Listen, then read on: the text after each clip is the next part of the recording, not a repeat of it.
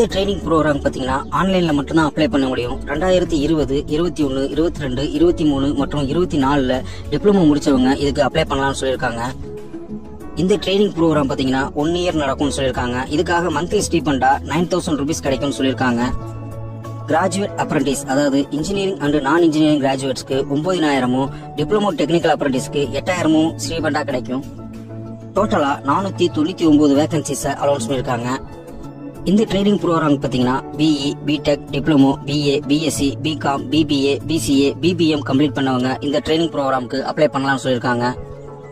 இந்த ட்ரைனிங் ப்ரோக்ராம்க்கு engineering, technology, டிப்ளமோல mechanical engineering, automobile engineering, civil engineering, computer science and engineering, information technology, electrical and electronics engineering முடிச்சவங்கலாம் apply பண்ணலாம். நான் engineering கிராஜுவேட்ல அதாவது ஆர்ட்ஸ் அண்ட் சயின்ஸ் காமர்ஸ்ல BA, BSc, BCom, BBA, BCA, BBM முடிச்சவங்களும் இதுக்கு அப்ளை பண்ணலாம். டோட்டலா இதுக்கு மட்டுமே 158 வேகன்சிஸ் அலௌன்ஸ் பண்ணிருக்காங்க. இந்த வேகன்சிஸ்லாம் இன்க்ரீஸ் ஆகிறதுக்கும் டிக்ரீஸ் ஆகிறதுக்கும் சான்சஸ் இருக்குன்னு சொல்லியிருக்காங்க.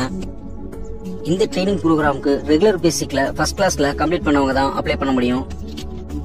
இந்த ட்ரைனிங் ப்ரோக்ராம்க்கான ஏஜ் லிமிட் பாத்தீங்கன்னா ஆஸ் பர் அப்ரண்டிஸ் ரூல்ஸ் கொடுத்துட்டாங்க. இந்த ட்ரைனிங் ப்ரோக்ராம்க்கு ரிசர்வேஷன் அலாட் பண்ணிருக்காங்க. எஸ்சி, எஸ்டி, ஓபிசி, பிடபிள்யூ பீப்புளுக்கு கம்பல்சரி ரிசர்வேஷன் இருக்குன்னு சொல்லியிருக்காங்க. இந்த ட்ரைனிங் ப்ரோக்ராம் அட்டெண்ட் பண்றதுக்கு மினிமம் பிசிக்கல் ஸ்டாண்டர்ட்ஸ் இருக்கணும்னு சொல்லியிருக்காங்க. இந்த ட்ரைனிங் ப்ரோக்ராம்க்கு ஏற்கனவே ட்ரைனிங் எடுத்தவங்களும் இப்ப ட்ரைனிங் எடுத்துக்கிட்டு இருக்கவங்களும் அப்ளை பண்ண முடியாது.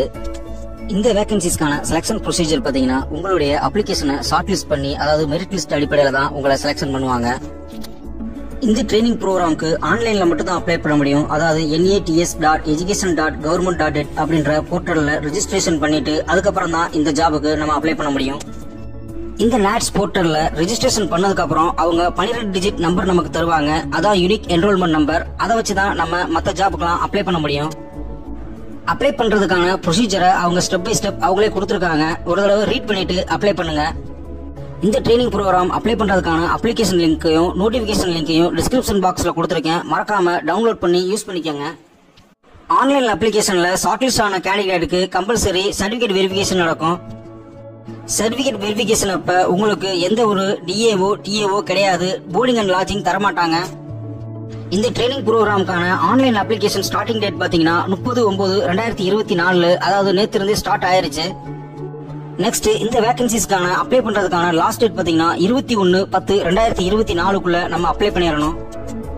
ஷார்ட் லிஸ்டட் கேண்டிடேட்டோட சர்டிபிகேட் வெரிஃபிகேஷன் பாத்தீங்கன்னா வர்ற 13/11/2024 இருந்து 15/11/2024 வரையும் நடக்கும்னு சொல்லியிருக்காங்க.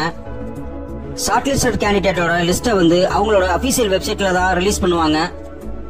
உங்களுடைய ஆன்லைன் அப்ளிகேஷன் யாராவது எரர் இருந்தாலோ இல்ல இன்கம்ப்ளீட்டா இருந்தாலோ அவங்க ரிஜெக்ட் பண்ணிடுவாங்க.